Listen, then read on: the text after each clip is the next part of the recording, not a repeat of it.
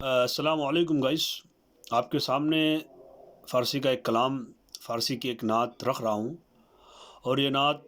حضرت خواجہ امیر خسرو رحمۃ اللہ علیہ کی ہے، جو کہ امام العاشقین ہیں، اور جنہوں نے بارگاہ رسالت مآب صلی اللہ علیہ وسلم میں گلہائے عقیدت اس طرح پیش کیا ہے، وہ آپ سماعت فرمائیں گے، دیکھیں گے۔ وہ کہتے ہیں کہ نمی دانم چمن دل بود شب جائے کہ من بودم، بہر سو رقص بسم البود شب جائے کہ من بودم۔ وہ کہتے ہیں کہ مجھے یقینی طور پر یہ نہیں پتہ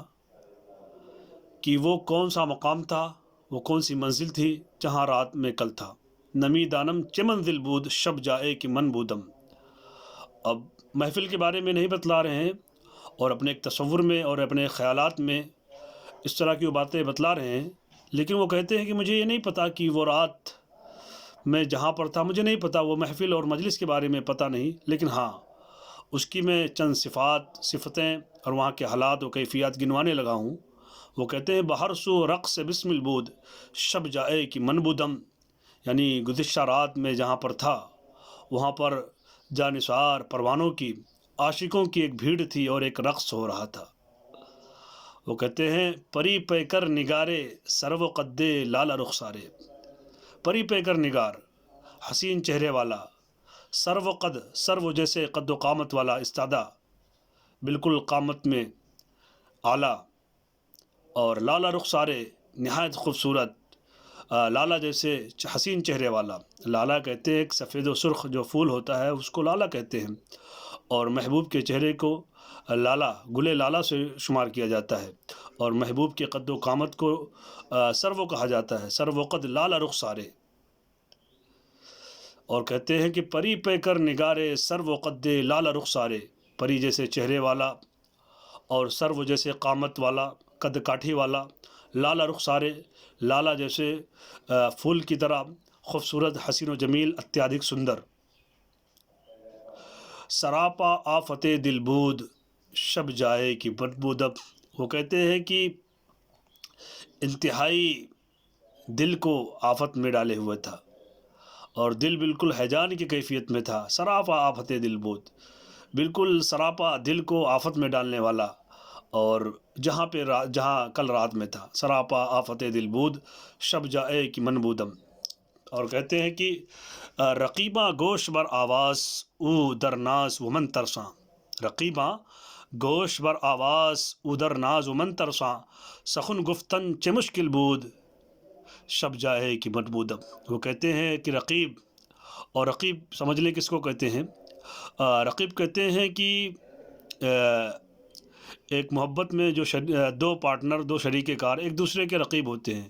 مثال کے طور پر محبوب ایک ہے اور اس کے چاہنے والے کئی ہیں، تو جو چاہنے والے ہوتے ہیں وہ آپس میں ایک دوسرے کے رقیب ہوتے ہیں، اور اس طرح کے الفاظ سے وہ سمبودھت کرتا ہے ایک عاشق زار اور ایک معشوق کا چاہنے والا اور ایک محب، اور اس طرح وہ اصطلاح استعمال کرتا ہے۔ وہ کہتا ہے کہ امیر خسرو رحمۃ اللہ علیہ فرماتے ہیں کہ رقیبہ گوش بر آواز ادر ناز ومن ترساں، وہ کہتے ہیں کہ رقیب کان کو بالکل لگائے ہوئے تھے، ادر ناز، اور وہ ناز و انداز میں تھا، ومن ترساں، اور میں ڈرا ہوا تھا۔ اب اس سے مراد یہ ہے کہ اللہ تعالیٰ نے محمد صلی اللہ علیہ وسلم کو سرکار مدینہ کی